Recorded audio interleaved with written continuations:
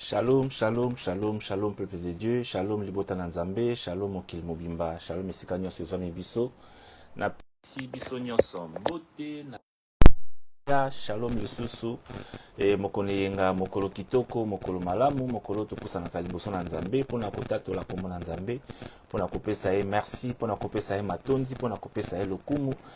Na misana tango nyonso koloba ete mokolo ezaka pena makomala mpona biso bana na nzambe esika api topusanaka liboso na présence na nzambe mpona kopesa nzambe matondi mpona korecharge lisusu bamission spirituelle oyeba ete ntango nyonso na bomoi na biso tozwaka bitumba oyo toyebi moto na makolo te batake ekotaka kati na biso invisiblement tomonaka te mosusu mpe tomona yango visiblement kasi ntango tolongaka ntango tosalaka tokendaka liboso ntango tokutanaka na position ya victoire mbamso ezala mpona makasi na biso te mbamso ezala mpona lolenge na biso ya kozala te kasi nguya na nzambe mpe basurchargement munition spirituelle oyo tokotisaka chaque dimanche kati na bomoi na biso yango nde ezalaka dégage ebundaka mpe elongisaka biso bien aime mokonenga pesa nzambe merci mokolo malamu pesa nzambe merci mpo oyo omoni su pema na bomoi mpo nzambe apesa su pema na bomoi omoni su mokolo na lelo ntango ebele mpenza basili kozwa pema oyo te nzambe asali ngai na yo ngolu shalom shalom shalom shalom aya biso mermas male wesika ezwa bino mpenza shalom okili mobimba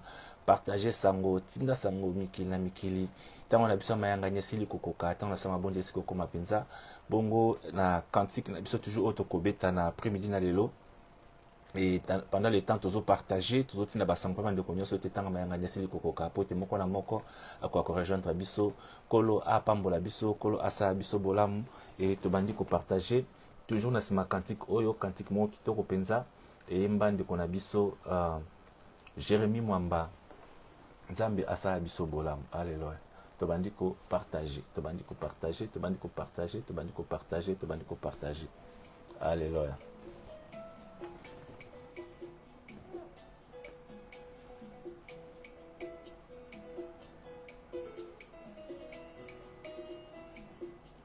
Nzamba pambola biso nzamba sa biso ngolu alléluia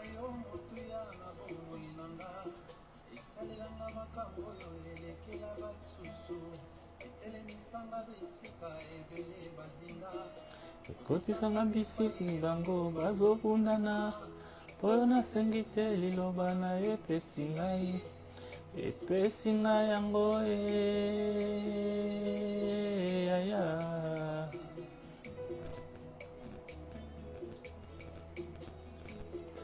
oyo nalukaki na makasi ya bomoto na nzela na yo nazwi yango ya ofele oyo esengelaki nalanda po ete nazwa ekomi olanda ngai ti bisika nga na jali alléluia la parole chantée alléluia alléluia bipayeke ekokokisama alléluia nzambe apambola biso nzambe asala biso malamu bene mozokota na biso kovanda kimia te shalom esalaka mwa bien amen esalaka mwa bien ekobomba ntango mpona yo moko te partage ekokute nango eloko te alléluia alléluia bungisi nyonso ya ngai ya motuya soki liloba eza ngai nabungisi eloko te alléluia nzela ekei ekokokisama yesu liloba na yo ateleki nga na mosika lipai ekei ekokokisama yaya yo nde liziba oyo nkolo alingisa ata na mibwaki lelo moto asuka ye lobiko na ngai eja kaka alléluia alléluia alléluia alléluia alléluia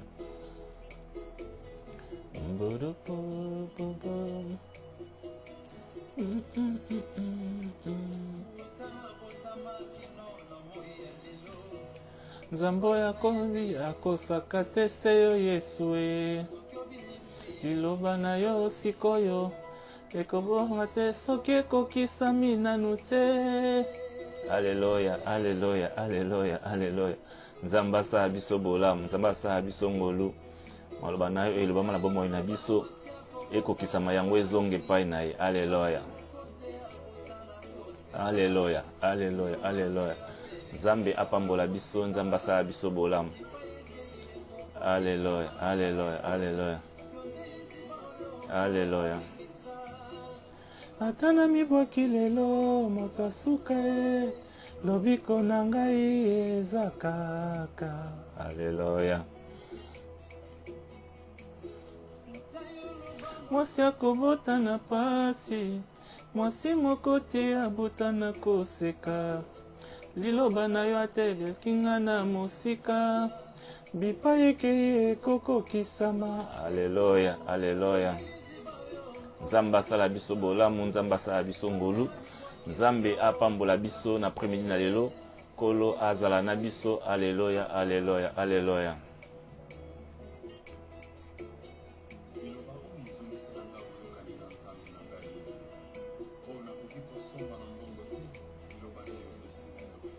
Otayoloba mwasi akobota na pasi, mwasi moko te abota na koseka, liloba na yo ateleki nga na mosika, bipai ekei ekokokisama. Yo nde liziba oyo nkolo alingisa, ata na mibwaki lelo moto asuka ye, lobiko na ngai eza kaka. Alléluia, alléluia, alléluia, alléluia, alléluia. Alléluia.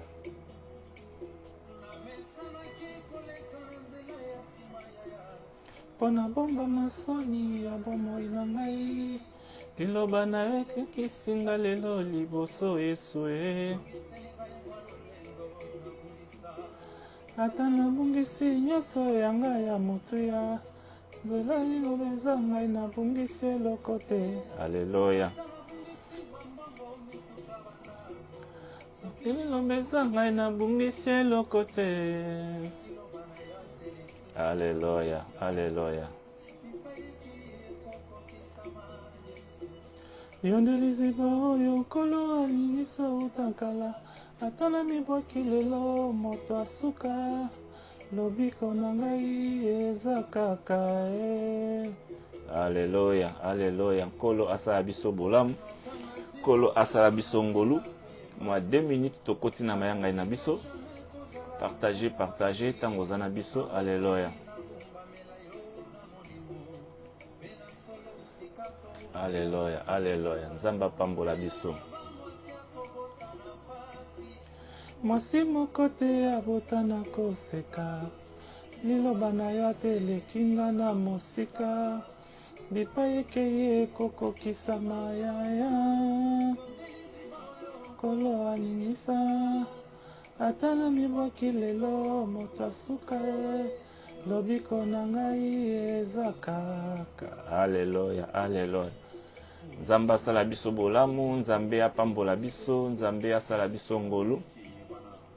Alléluia.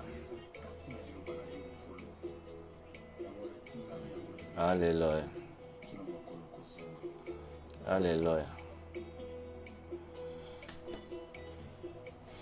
Nzambe asala biso ngolu, nzambe apambola biso na après-midi na lelo. Shalom, le sous ceci que zoan biso penza. La parole chantée avec notre bien-aimé Jérémie Mwamba. Jérémie Mwamba, kolo asala biso bolamu. Toko bondela yambote tokota na mangai na biso après-midi na lelo. Et yambote tokota penza na mangai na biso. Toko pesa sincère condoléance na biso. Esika pi ya pasteur Marcelo. Ou apia sila ikobungisa mwasi na yemi kolesi koleka. Vraiment, tous ensemble, tous compatir ensemble la douleur ou à ressentir actuellement et perdre un être trop cher à tes côtés. Vraiment, c'est pas une chose facile.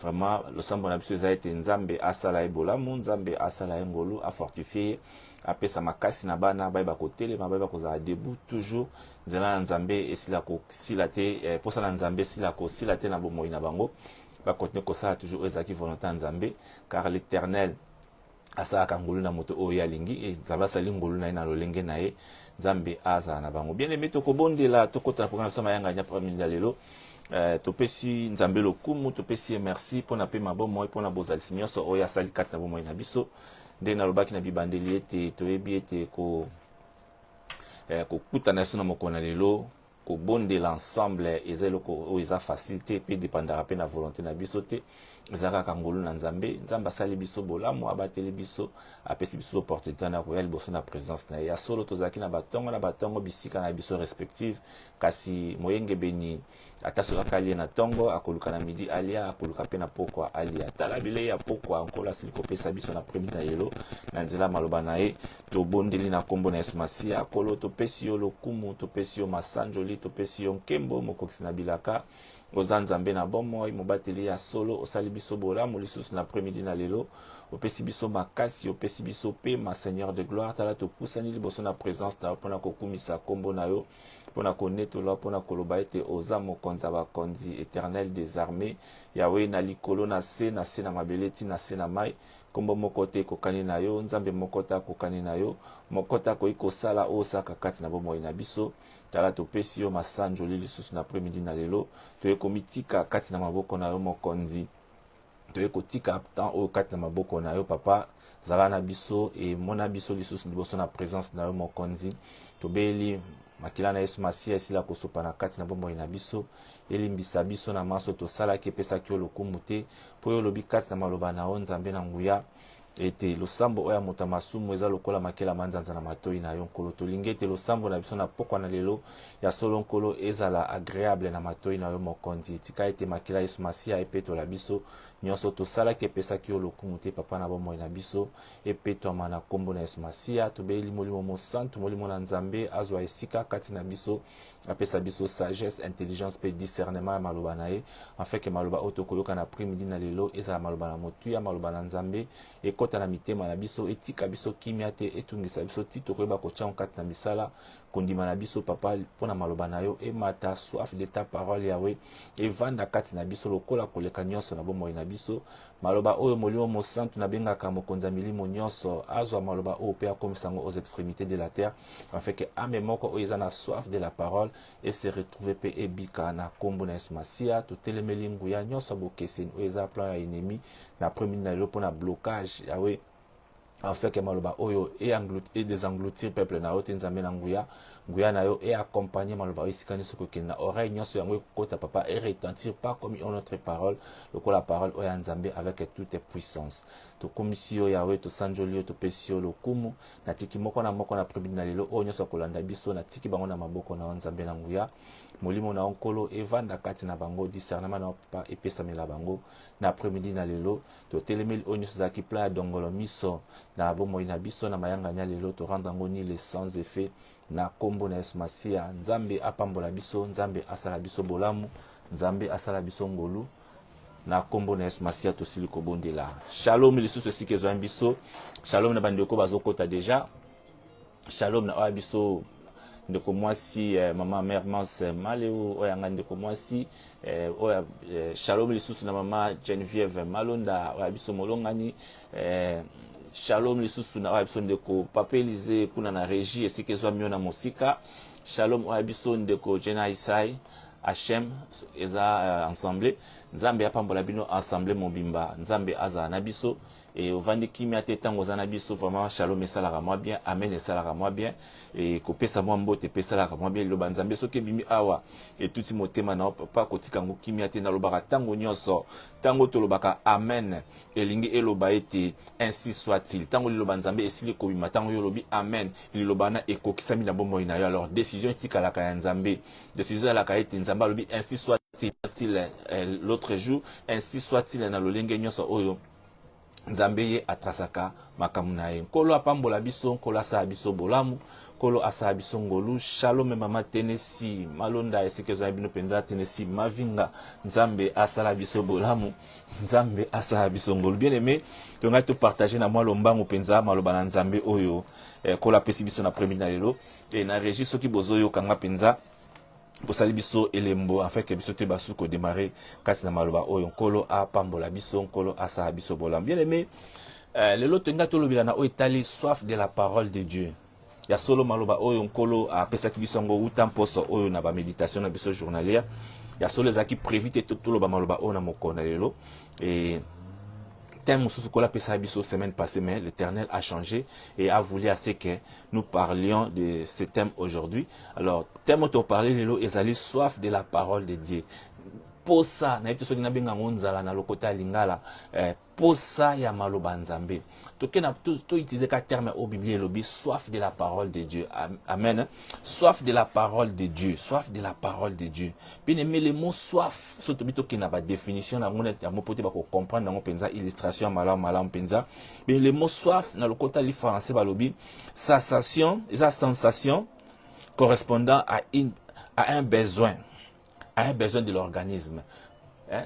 Sensation correspondant à un besoin de l'organisme. Donc, le côté de l'organisme, donc, il désire mon roboyer, ou organisme, ils ont pour ça. Bien, au niveau organisme, même si batundeng zamba salango, achaba posa mai, achaba posa kolia, achaba posa, ya. Baposa ba mwa biloko ebelebele sengati na nzoto ya mutu esengeli mamsu mai ezala esengeli mamsu suma bilia ezala esengeli mwa mafuta ezala esengeli mwa mungwa esengeli mwa mafu mwa biloko su yango pesaka ba alors nzoto na biso esenga kango kosenga alleluya nzoto na biso ezaka na posa nango mona suki biloko anezo zate kati na nzoto na yo nzoto ko fonctionner malamu te nzoto pe ko kene malamu te alors soif wana yango pe tozana nango posa na côté na biso ya esprit na biso afin que esprit na biso e ba kokola na lokota lisusu ya li français ba expliquer biso ba soif amen ba soif est un désir passionné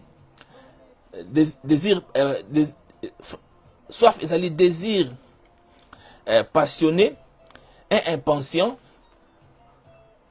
ou envie ba soif donc pour ça est un désir passionné impatient ou envie. Donc, moutoazan a posa, moutoazan a soif, vraiment à zélakate. Moutoazan a soif, à comme à impatient pour nzoto naye, et comme ko senga, nzoto naye, et comme ko ningana, nzoto naye, et zakana posa et ko kisa elokwana. Alors, soif, bien aimé, tant posa elokwane, bien aimé, et kenakatina moral na yo, et kentina ba facteur intelligence na yo, et kenetina ba facteur na yo, nyusto nzoto, et bana ko concentrer biloko nyusto ka na désir moko na isika moko songolo paka, et concentrer misu na okaka pona na soif o yango eza nango posa et concentrer maboko na yo et concentrer makolo na yo et concentrer même ton esprit voire même à toucher ton âme alléluia kaka pona désir ya eloko wana oyo za nango posa nzambe apambola biso nzamba sa biso bolamu nzamba apambola bandeko nyonso ba okota bandeko nyonso ba aimer bandeko nyonso ba like kolo asala biso ngolu et like j'aime ezalaka moi bien penza po ete et badongolo miso bayeba te maloba malonga eza kolonga kati nesika oyo kolo apambola biso kolo asala biso bolamu kolo asala biso na poko na lelo bien mais une personne wa zapena na soif alléluia moto azapena na soif moto azapena na posa na okena définition mo soif to kota na dimension ya parole ya nzambe to kota na dimension pour comprendre combien une âme a besoin de la parole de Dieu pour comprendre combien une âme a soif de la parole de Dieu. Alors, le mot soif, la Bible a bien utilisé. Le mot soif, à côté de la littérature, un mot soif, il y a soif de la parole de Dieu. Mais même toi, a soif. Alléluia. Les personnes qui ont tellement soif en science sont appelées épistémophiles. Bato bazaka pena na soif mingi bato ba manifesta ka désir moko boy ba manifesta ka soif moko songolo pakala aba pesi catégorie na moté ba scientiste ba benga bango épistémophile, je répète le mot épistémophile. Épistémophile, ce sont des personnes oyo penza ba toni sama na posa. Alléluia. Donc posa na bango ici la kate, posa na bango ezaka continuel, atalié na tongo, akoluka na midi alia, atana midi allié, akoluka na poko alia, telle est recommandation na biso pa na ba chrétien. Alléluia. Donc moto bengi awa épistémophile. Ezali catégorie ya bato o ba scientiste na ba recherche o ba sali selon la science ba ke kobimisa kombo oyo épistémophile ezo sala ete moto eza ko déterminer catégorie ya moto oyo azana posa oyo lekindelo posa oyo eza au-delà des limites ya oyo akokai kozala kati na bomoi na ye e ba suki wana te toujours na science bazo bisa biso moto azaka na posa mingi. Alléluia. Ba benge pe lisusu polydipsie. Azali polydipsie. Polydipsie, c'est-à-dire bato bazaka na sensation constante ya soif. Sensation constante, il y a soif. Donc, c'est-à-dire, moutoana lemba akomelate. Peut-être dans l'exemple, moutoana lemba akomelate. Moutoana soki azui akomela kaka. Bopesi akomela kaka. Donc, il n'a jamais. Donc, alemba kate. Et c'est pareil, un chrétien, un croyant devait être aussi par rapport à la parole de Dieu. Comme dit notre terme, soif de la parole de Dieu. Bien aimé, combien de fois, yozakana soif à parole en Zambé? Combien de fois, toi, tu désires la parole de Dieu dans ta vie? Combien de fois, toi, tu aimes la parole de Dieu dans ta vie? Combien de fois par jour tu voudrais écouter la parole de Dieu? Alléluia. Nzambe asala biso ngolu, Nzambe apambola biso, shalom esike zwa biso lisusu kati na pokwa na lelo. Bien aimé, moi na Nzambe nyoso, oya ndimeli Yesu Masiya lokola mokonzi pe mobikisi. La parole de Dieu eza eloko moko ya motuya o esengeli na ye a manifester pour sawana. A manifester soif wana, a manifester envie wana. Tout kotala exemple awa ya ba catégorie ya batu. Ya to bengi ba polydipsie, na to bengi épistemophile. Baza ba catégorie ya batoyo, ba lekisa ndelo, ba lekisa soif, ba lekisa posa. Alléluia. Ba lekisa lo lenge nyoso, ya ba désir na bomo ina bango. Ici on parle de la parole de Dieu. To mika kokota na illustration oyo pour te sa forme, l'illustration chrétienne par rapport à la parole de Dieu. Oui, Yesu Masiya na loba yango tango nyoso, tango azalaka na bomoyi, lorsqu'il pratiquait son ministère ici-bas. Palpable, les choses qu'on peut voir pour nous expliquer les choses les choses spirituelles. Alléluia. Pour te expliquer ma ezaki ya molimo. C'est pareil que je voudrais parler cet après-midi aussi. Donc, dans un exemple, palpable, l'exemple comprendre, pour t'expliquer ce qui est de la parole de Dieu, ce qui est de la divinité de Dieu. Amen. De comment on peut se dire, amen, il y a bien, amen, il y a vitamine. Alors, ça a posé la question, mais on parle de la parole. Oui, c'est vrai, on lit la parole, mais quels sont les effets de la parole dans la vie d'une personne? Mais tant que vous comme un chrétien, tant que vous comme un croyant, tant que vous dit mais Yesu Masiya lokola mokonzi pe mobikisi, et le koni ne convaincre yo, et le koni ne tindi yo, et le koni ne pesi yo envie, tout le koni ne pesi yo pour ça, il y a comme un chrétien, parce que c'est la parole de Dieu qui a été prêchée. De comment quoi yemba lobi Yesu Masiya, hein? Tout le monde y en a mis sous thé. Mais misala na ye ezo monisama. Quelqu'un tu n'as pas encore vu, mais misala na ye ezo monisama na bomo inayo. Alléluia. Alléluia. Nzamba pambola biso. Nzambe asala biso ngolu. Nzambe asala biso bolam. Siko na kata terme na biso tozana ba terme mibale otoningi to limbola na kata nesika oyo. Tozana mo to bengi soif oto tiko expliquer, puis tozana mo to bengi parole. Et ce n'est pas n'importe quelle parole, c'est la parole de Dieu. Alors la parole de Dieu, c'est un chemin de vie. Un chemin de vie sur lequel Dieu vient à la rencontre de l'homme pour lui permettre de lui suivre. La parole de Dieu est un chemin moko oyo Nzambe ayaka vers mutu. Pour permettre mutuana à que na rencontre na ye quand notre koloba awa la parole a été prêchée Nzamba mi sikani ni ya place à kamaloba na ye Nzamba mi sikani ni ya chaka maloba na ye aibi sikani ba terme bazali aibi sikani ni ba pagano bazali aibi sikani ni bato bazana posali loba na ye. C'est comme la parole qu'il a mis dans notre bouche aujourd'hui. Alléluia. Moi je ne suis qu'un instrument. On Nzamba sa ko utiliser l'après-midi na lelo en fait que amemoko ebika en fait que amemoko ezala en fait que amemoko ezala guéri en fait que ame moko ezala sauvé en fait que ame moko eye pa na ye. Nzamba pambola bino bandeko bozo like bozo aimer Nzambe apambola bino et loboko wana o ezo pambola ezo tout ba j'aime ba like kola mona misapi wana esala ya minene na poso oyo esala ya minene na mbula oyo na kombo na Yesu Masiya na zobondela pona bino. Et bien aimé, parole de Dieu de tout koloba awa. Alléluia. Et sa parole, oyo, il y a préférence fondamentale pour un chrétien. Alléluia. Liloba Nzambe, et ça, liloba moko fondamental. Alléluia. Fondamental, c'est-à-dire, on parle de la fondation. On voit déjà la fondation dans le mot fondamental. Et sa parole, oyo, fondation. Dès que tu es dans Genèse 1, Nzamba lobi, Bible Esaïe, ça biso était à salam au kilina liloba. Alobi que la lumière soit et la lumière fille, et que la terre soit la terre fille, que les bien aimé babi peut-être et si comme côté bible ça c'était Nzamba soki lititi na likasa sangi c'est comme babi la terre était vide et informe. Alléluia. Selon Genèse, la terre était vide, était vide et informe. Donc, à partir de la parole de Dieu, que la terre est s'est formée. Alléluia. Motoku tout le temps, Nzambazo qui la moutou, Azwa qui m'a belé, a tieboye, bon a soufflé, il a touché, il a fabriqué, il a touché, puis il a soufflé. Mais lorsqu'il s'agit de la création de la terre ou du monde, le Seigneur a utilisé la parole. Mais vous pouvez comprendre combien est puissant la parole. Combien est grand la parole. Combien la parole peut faire des choses immenses dans nos vies. Mais le temps où on dit, oui, c'est vrai. Lorsqu'on va prier, on utilise la parole aussi. Lorsqu'on va prier, on ne prie pas. C'est vrai, nous prions en esprit et en vérité. Mais au-dedans de l'esprit, c'est l'esprit qui est en nous. Et c'est là que nous avons pris adoration. Et lorsqu'on prie, nous sommes en train d'adorer l'éternel. Alléluia. Nzamba salabiso bolam. Nzambe asalabiso ngolu. Nzambe apambola biso na après-midi na lelo. To tanga maloba na Nzambe oyo ezomema biso penza kati na maloba oyo. To tangi mokana na Luc. Kolo asalabiso bolam.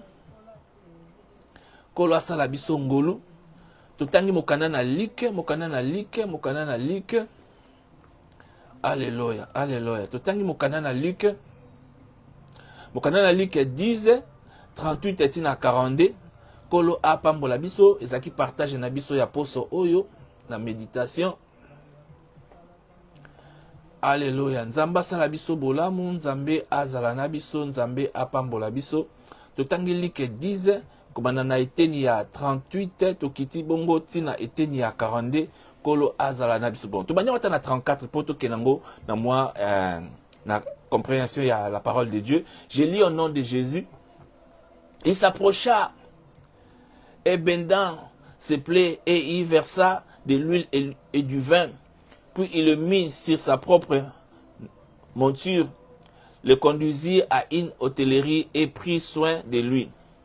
Le lendemain, il ira des derniers, les donna à l'hôte et dit, aie soin de lui, et ce qui te dépassera de plus, je te le rendrai au moins retour. Lequel de ces trois te semble bon?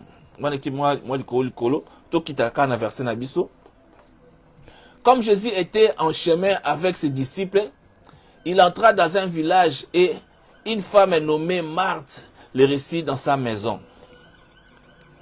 Elle avait une sœur nommée Marie qui s'était assise aux pieds du Seigneur écoutant sa parole.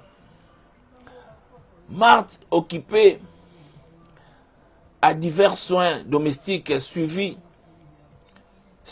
et dit, Seigneur, cela ne te fait-il rien que ma sœur me laisse seule pour servir? Dis-lui donc de m'aider. Le Seigneur lui répondit, Marthe, Marthe, tu t'inquiètes et tu t'agites beaucoup. Tu t'agites pour beaucoup de choses. Une seule chose est nécessaire. Marie a choisi la bonne part qui ne lui sera point ôtée. Marie a choisi la bonne part qui ne lui sera point ôtée. Marie a poni part ya bien et qu'on a ôté pour naître. Si c'est le Seigneur Jésus qui parle, pendant qu'il était en visite dans la maison de Marthe, alléluia. Alors il était assis avec ses disciples, il était assis avec les autres personnes dans la maison de Marthe. Vous savez, chaque fois que Jésus était au milieu des gens, Jésus parlait toujours des choses du ciel. Il apprenait toujours aux gens les choses du ciel. Il apprenait toujours aux gens la parole de Dieu. Et Jésus était en train de parler, Jésus était en train d'expliquer la parole de Dieu, il était en train d'expliquer le royaume des cieux, sa mission ici sur terre. Et voici 20 Marthe. Aye, abandiko ndeko ya Marthe ya mwasi na kati na ndako wana ole yake ndeko sa musana na cuisine to mona ngo souvent na ba foyer na biso na ba réunion na biso na ba assemblée na biso et c'est quand moi likitezali au mona ba maman ba sangai na cuisine batiki baso ba papa quelque part bango bazo lamba ba sa mo mikate ba sa mo ba potopoto ngai ba sa mo biloko tout ça afin que bazala ba Miss Gal de to benga na lokote ya li français mais tandis que na ndako wana la Bible dit parce que bala basi mibale. La Bible ici nous parle que de deux femmes, au Bazalaki, Marie et puis Marthe. Alors, à ce temps-là, lorsque Jésus était là en train de parler, Marie n'est pas allée aider Marthe à la cuisine. Marie était là, assis au pied de Jésus, écoutez la parole. Alléluia. Écoutez la parole. Marie avait démontré, à sa démonstration, où il avait montré la vie, l'envie, les soifs, soif wana ya koyoka maloba na Nzambe, soif wana koyoka Yesu Masia koloba. C'est comme si elle attendait, elle écoutait des choses nouvelles qu'elle n'a jamais entendues. Bien, mais comprenez que cet homme-là de Jésus-Christ de Nazareth a parlé comme jamais autre homme n'a parlé ainsi. Alléluia. Yesu aloba lokola moto moko ta aloba azaka toujours maloba mo musuka lobeli, mais d'où vient ce genre de paroles? Bien sûr ba batanga ka Biblia bo tanga bi o mona ke o no songa ba parole moko Yesu Masia bo mona Yesu Masia aloba lokola moto moko ta aloba déjà avant. Alléluia. Et sa parole, lorsqu'il parlait, il y avait toujours des effets, il y avait toujours des compréhensions, il y avait toujours des choses, des miracles, des choses qui se passaient dans la parole de Dieu. Alléluia. Bien aimé, la parole de Dieu, et ça il loba oyo, et ça pousse ngana yo liboso na Nzambe, et ça il loba oyo, et ça la Nzambe a racheté biso, et ça il loba oyo, toni sami na nguya ya molimo, et toni sami na nguya ya Nzambe yemoko en personne. Lorsque je parle là, oui, c'est vrai, c'est moi qui parle, mais ce n'est pas moi qui parle actuellement, c'est la voix de Dieu qui vous parle à propos de sa parole. Je n'ai même pas écrit ce genre de paroles, mais j'ai lu la Bible, le Seigneur m'a révélé, en fait, que je puisse parler à son peuple, de porter une très grande importance à la parole de Dieu. Combien de fois tu acquises ton désir à la parole de Dieu? Combien de fois tu acquises ton désir, votre soif d'écouter la parole de Dieu? Bien, mais tout le monde a baka o mingi penza. Au moins, on a côté na église, on a ni côté ya aye pazou mais là. Ah, maté, à moi aussi là, pendant l'époque, Natana, Azan a projet, il est là à l'église, mais son esprit, son corps n'est pas là à l'église. Alléluia. Il est ailleurs, il pense que son abimi, il y a fou, moi, pour, pendant ton électrique, son abimi, maman n'a teka Thompson, n'a quoi le loi sala, donc, bala, moko penza, ce qui n'a abimi, makaya bona bateka akuna. Donc, il est là à l'église, mais ses pensées, et ça, libanda. Donc, c'est-à-dire que, même la parole qu'on est en train de prêcher, et même la parole qu'on est en train de prêcher, kota awa, bimakuna, et akobima zéro, ce genre de personnes, même à Talobiso Razo Sambela, cette parole, oya yoka qui cause un impact, des gens pareil aussi, quand ils prient, au tchelito yoyo qui au lui, mais finalement, est-ce que cette personne va à l'église ou à l'église? Est-ce que cette personne lit la parole de Dieu? Attends, bien aimé, il n'y a pas d'autre parole qu'on pouvait utiliser dans nos prières si ce n'est que la parole de Dieu. Amen. Il n'y a pas autre parole qu'on peut utiliser dans nos vies. Dans ma prière, dans ma circonstance, dans ma activité, ce qui est le banzambete, bien aimé. Alléluia. Alléluia. Ezaka, le banzambe. Bible lobby, et ça biso na mokanda na Matthieu 4, c'est autant. Il y a plein de lectures à faire aujourd'hui, mais je ne ferai que quelques lectures. Bon, mususu wana na tiki bino boko ma verset wana.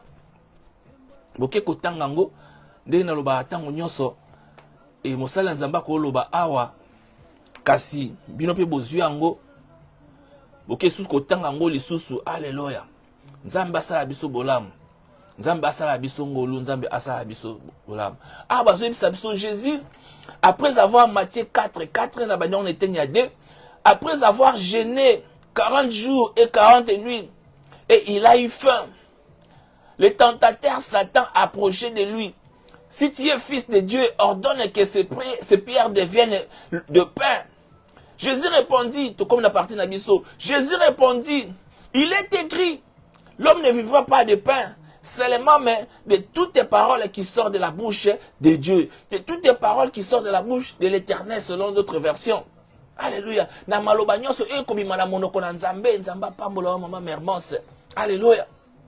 Na o nyonso ekobima na maloba na Nzambe, c'est-à-dire que oui, c'est vrai. Nzamba yebi ke tango akela moto, ati ba biloko eza nécessaire pour la vie à moto. Ati ba biloko eza capable pour la vie na te couper ça. Par exemple la liboso te moto, nzota moto, ezakana posa Elia, ezakana posa Emela, ezakana posa ya mafuta, ezakana posa mungwa, posa sukali, ezakana posa biloko na pote yango ba ko fonctionner. Mais ce n'est pas ça qui fera la vie de l'homme. Alléluia. Ce n'est pas ça entièrement qui fera toutes les choses de ta vie.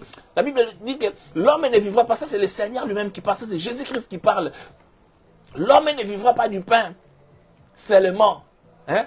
L'homme ne vivra pas du pain seulement. Abaximo seulement wana. Donc, c'est-à-dire que ce pain-là, l'ipawana, est à peine importance. Alléluia. Est à peine importance.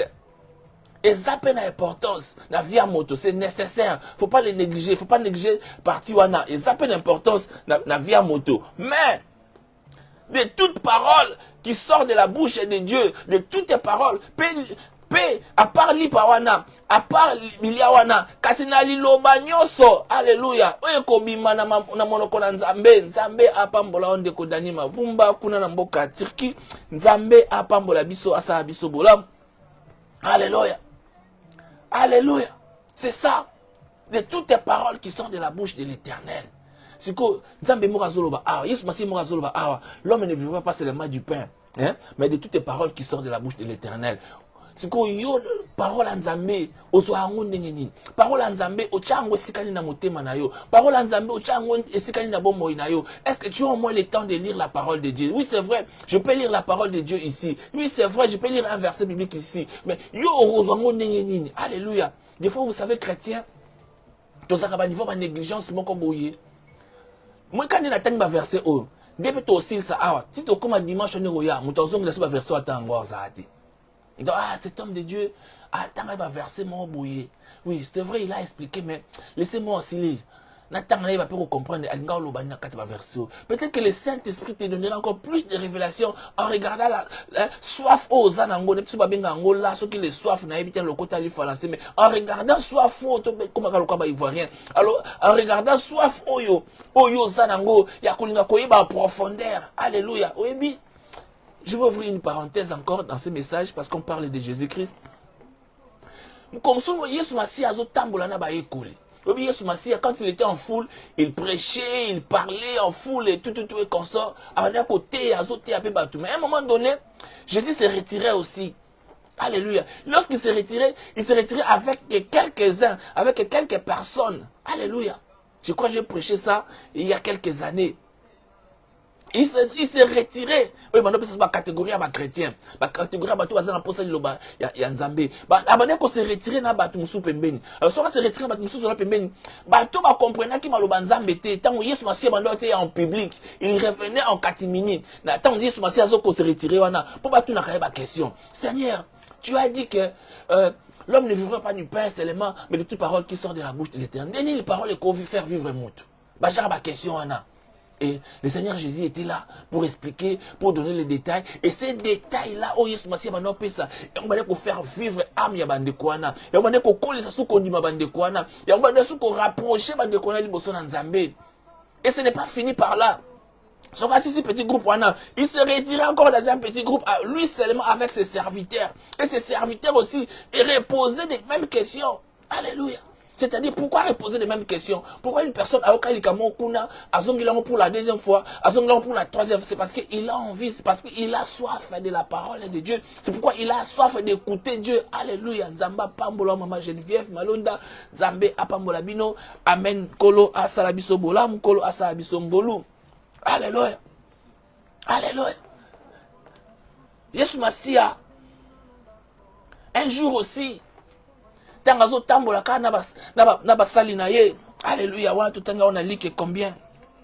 Na lu que 20. Alléluia, si je me souviens bien. Oui, na lu que 20, ok, je crois lu que 20 et 10, quelque chose comme ça. Aïbisi basali na ye. Abi soki bomoni mutambo ozonga la ville wana. Soki bomoni mutu azo tambola na eloko babenga nini na lingala eloko oui eloko na lingala kisangala eto benga azo tambola na kisangala na mutu amemi mai mutu wana bolanda mutu wana. Alléluia, alléluia, alléluia. Jamais homme n'a parlé comme cet homme. Yesu Masia banda oloba bien aimé. Baloba mso Yesu Masia soki Yesu alobi côté mso Yesu on dirait ça qui est impoli. Côté mso on dirait Yesu ça qui est insolent. Hein?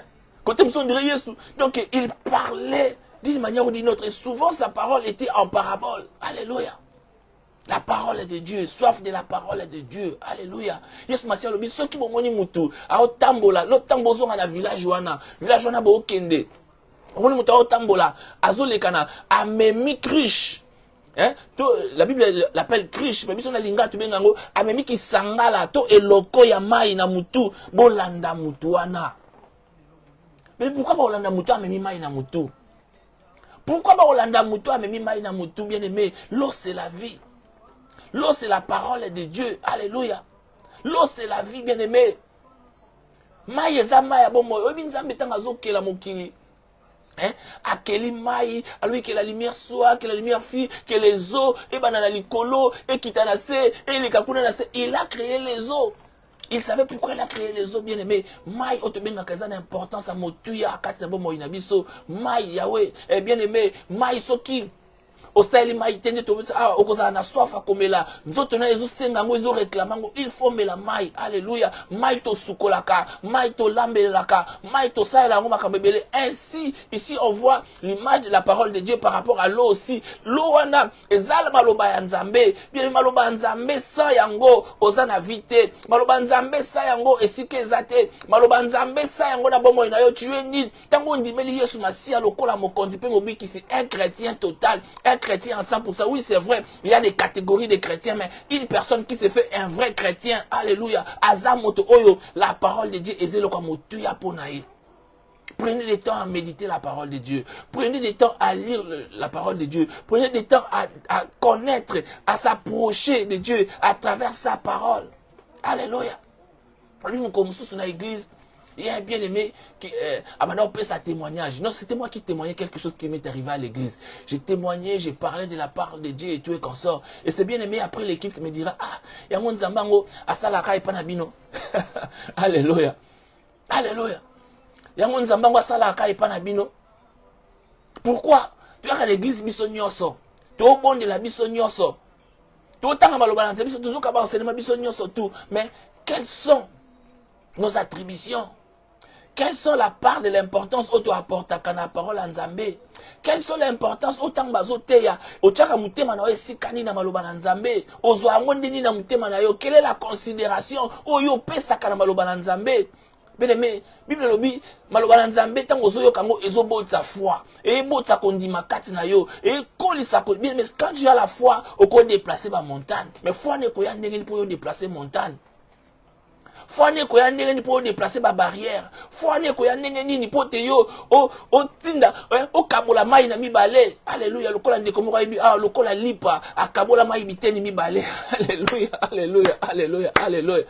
Hein? Lokola lipa, hein? Comme le pain. Omika lipa nde bakabola ngo parce que on a katikati ba che koto ba che mateka koto ba che mwamba. Alléluia. Nzamba pambola biso, hein?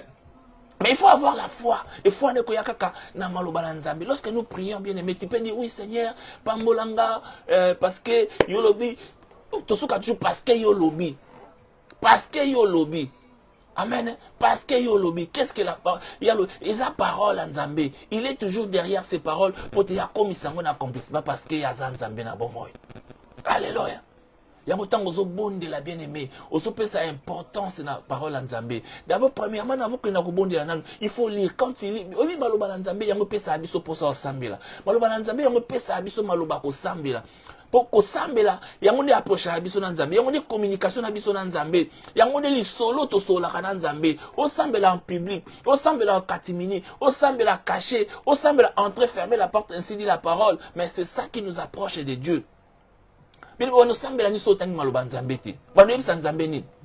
Ba posa mitema na Nzambe ayebi yango.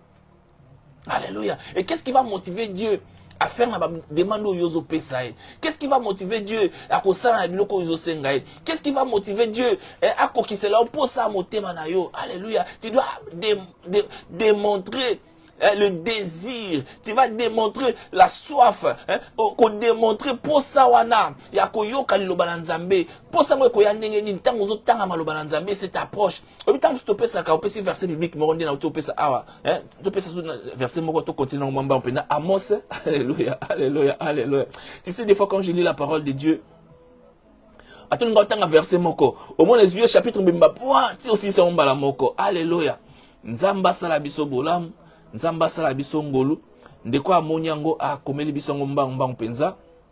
Alléluia. Alléluia. Alléluia. Alléluia. Ndeko amoni yango akomeli biso na mwalo mbangu penza na mwalo mbangu penza na mwalo mbangu penza. Alléluia. Alléluia. Alléluia. Alléluia. On voudrait lire Amos 8:11. Amos 8:11, je viens de le voir. Amos 8:11. Amos 8:11, Isaac 9 chapitre Amos. Amos 8:11. Voici les jours viennent, dit le Seigneur, l'Éternel, où j'enverrai la famine dans le pays, non pas disette au pain et la soif de l'eau, mais la faim et la soif d'entendre la parole de l'Éternel. Amen. Bien aimé, voici les jours viennent, dit le Seigneur, l'Éternel, où j'enverrai la famine dans le pays, non pas la disette du pain et la soif de l'eau, mais la faim et la soif d'entendre la parole de l'Éternel. Mikolezoya, bien aimé, Nzambe akotinda de malobi awa, j'enverrai la famine dans le pays non loin de la disette. Mikolezoya na kotina nzala musikate na mboka ya disette, donc au milieu du peuple de Dieu.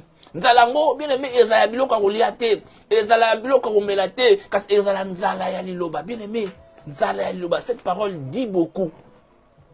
Cette parole dit beaucoup. Nzala liloba ezala ndenge nini? Nzala liloba ezala ndenge nini? Nzala liloba ezala comment? C'est-à-dire que tango mabe koma ebele, tango masumu koma ebele, parce qu'il y aura ce temps-là viendra. Alléluia. Tango yo monguna ko s'imposer. Alléluia. Même les bibles là que nous lisons bien d'ailleurs tout bible ndenge ça déjà ko trikango déjà. Les bibles online déjà ko tchaba mot ba terme mot déjà ko triquer déjà bible wana. Mais ça quand la Bible est solo et tant le moment venu tant que tant maloba ote Bible c'est ça biso parole en Nzambe to méditant aux jours et nuits to gardant mon amitié manabiso peut to enseigner mon abana biso. Pourquoi l'Éternel dit ça par rapport à ces versets? Alléluia. Lorsqu'il aura la famine, lorsqu'il aura la faim, lorsque nzala ne kokota bien aimé, ce qui osera le bana katina yo, tu es riche. Alléluia. Tu n'auras pas faim. Alléluia. Alléluia. Alléluia.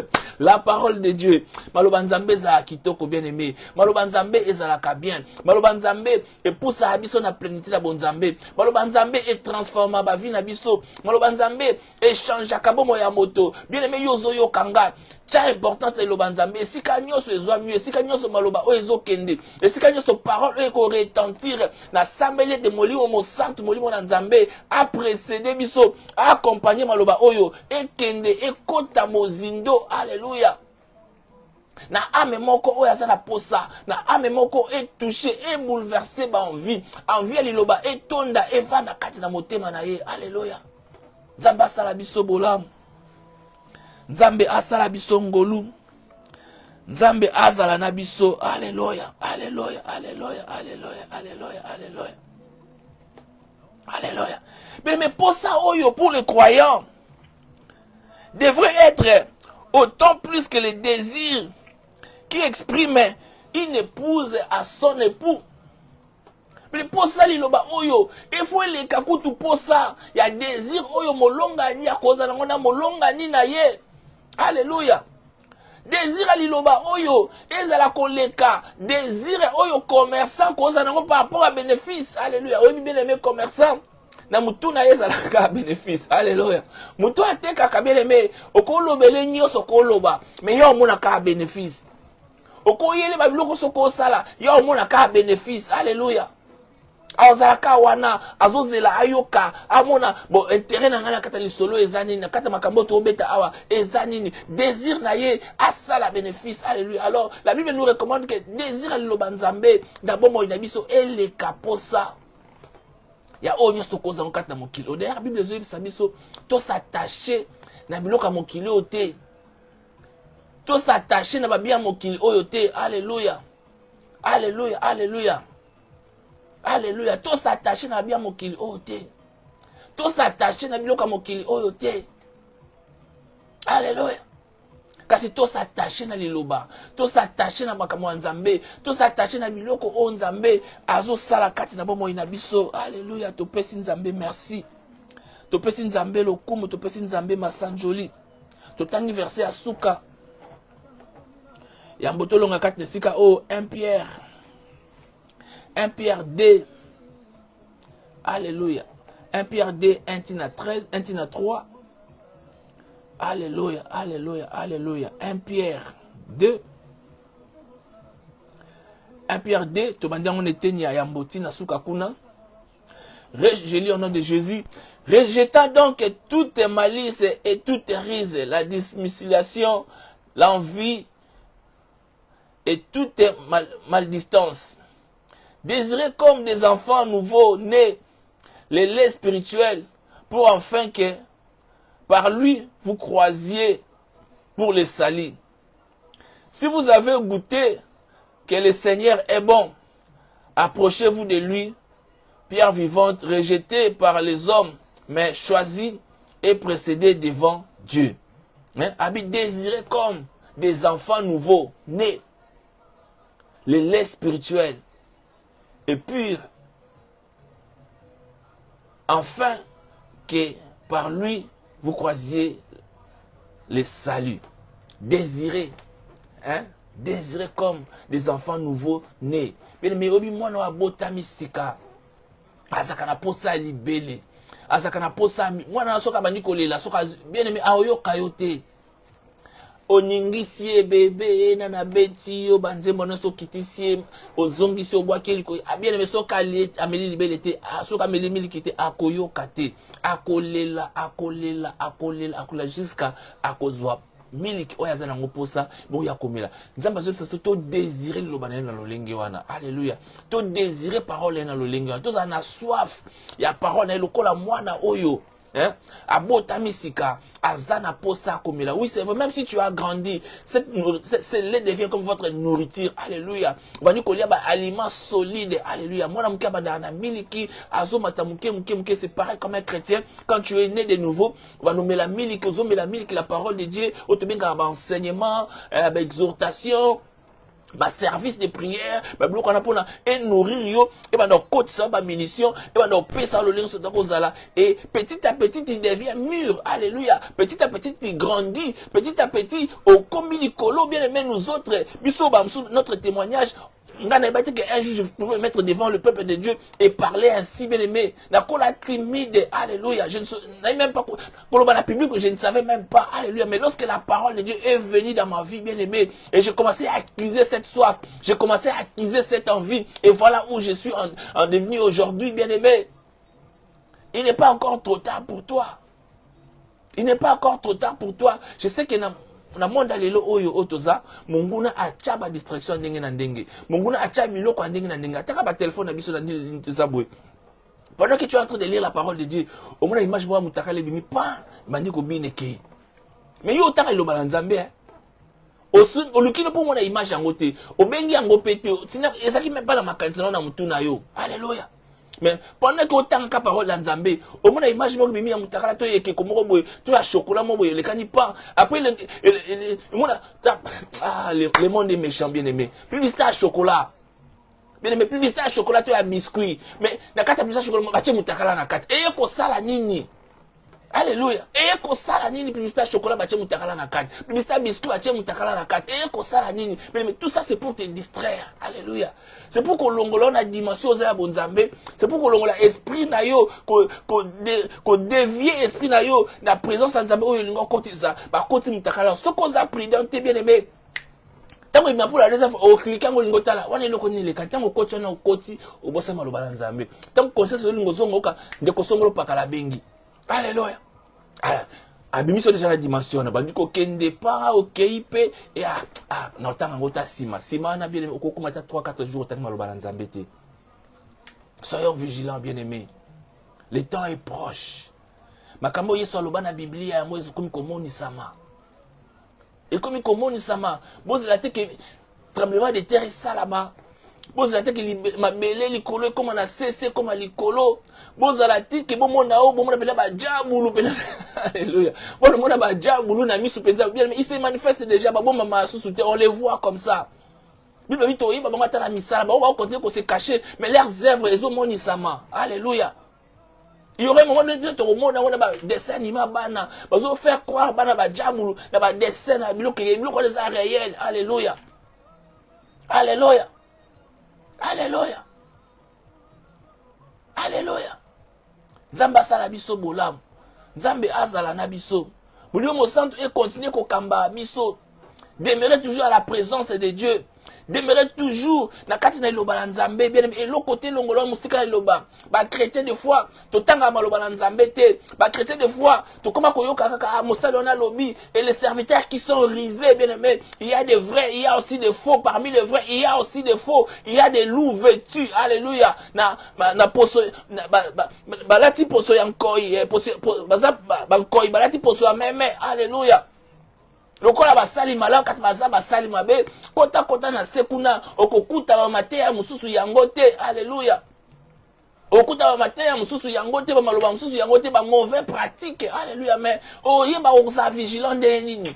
Yeba ndeni, oui c'est vrai, tu vas à l'église, tu vas quelque part au nom de Jésus-Christ de Nazareth pour la parole de Dieu que tu as envie, tu as soif d'écouter, mais faites attention, il faut aussi méditer toi-même.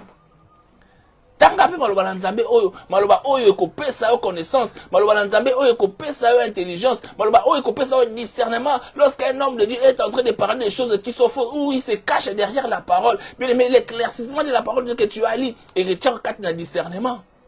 Et ben nous faisons une différence, oui, cette parole, moi aussi je l'ai lu, mais le Saint-Esprit m'a expliqué comme ça, mais pourquoi lui explique ça comme ça? Amen. Nzamba pambola biso, nzamba sa biso bolam. Bien aimé, le Seigneur a voulu nous parler aujourd'hui à cause de sa parole. À cause de sa parole.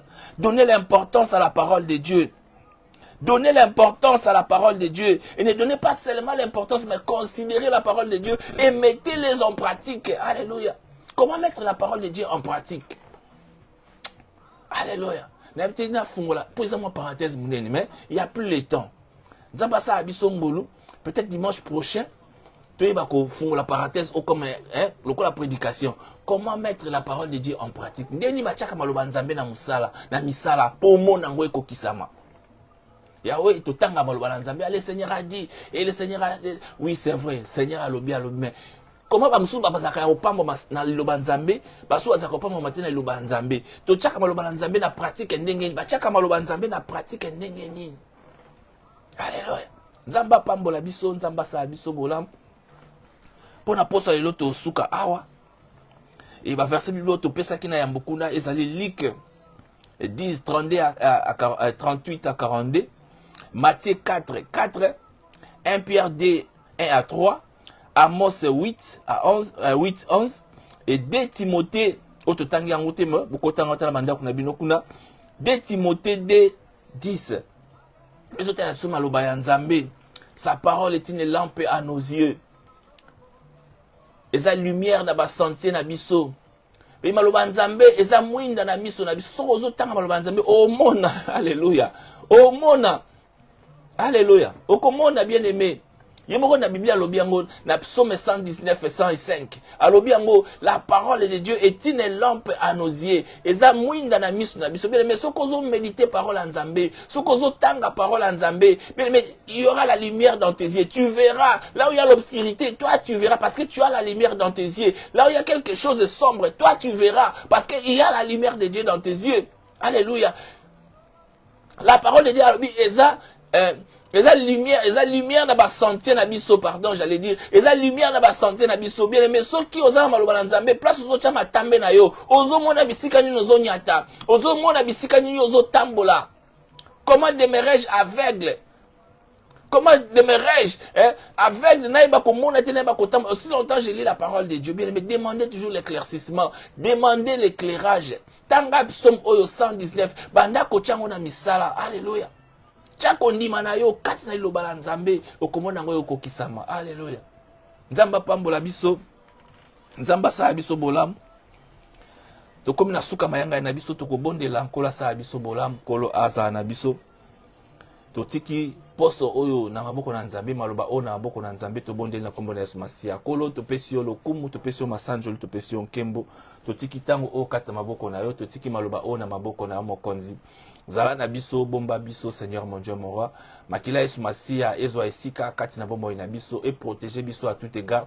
Tika ete maloba na oto siliko yekola. na après-midi na lokolo evanda kati na mitema na biso ebota mbuma yawe toyeba kotiango kati na misala miso na biso efungwama éclairage na lampe na yo papa emonisama na miso na biso pe lumière na yo eaccompagne bapa na biso bisika nyonso tokotambola esika nyonso ezalaki obscurité esika nyonso ezalaki molili papa miso na biso emona yango pole mpe makolo na biso engengisa bisika po toyeba esika nini biso tokotia makolo na biso mokonzi oza nzambe malamu otikaka biso te Olobi, invoque-moi et moi je te répondrai, papa. Tu as invoqué comme on a sous la présence, na poko na lelo. Tu as invoqué comme on a sous la bomo inabiso. Poso o na maboko na yo. Nyosto ko sala na maboko na omo konzi. Makila yesu masia e précédé biso e bomba biso. Maloba oyo. Molio mo santo akamba. Ame mango aux extrémités de la terre. Afin que ame moko ebika. Ame moko ezala désenglouti. Na kombo na yesu masia pambola ngai pambola ndeko nyonso oyo aza na biso elongo pambola ndeko nyonso oyo akopartage maloba oyo pambola ndeko nyonso yawe oyo akotilia maloba oyo aux extrémités de la terre yawe couronne na ye epesamela ye mokonzi na kombo na yesu masia kombo eleki bakombo nyonso nde biso tosili kobondela mpe tolobi gloire et louange à toi Seigneur Jésus-Christ de Nazareth amen tokutani poso eza koya soki yesu masia azongi nanu te. Bye bye.